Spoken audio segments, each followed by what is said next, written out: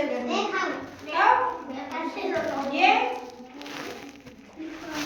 B for ball, इसे क्या किया जाता है? खेला जाता है। क्या? खेला जाता है। ये C for कैट, D किसकी जगह पे? है?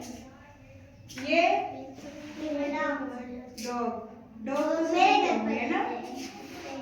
ये एलिफेंट, किसने देखा है हाथी? ये फिश, फिश कहाँ रहती है? पानी में। ये G for gun. G for grapes, Grapes. grapes means अंगूर. अंगूर नहीं खाया किसी ने?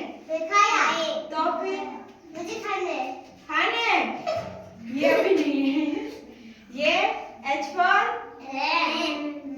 H for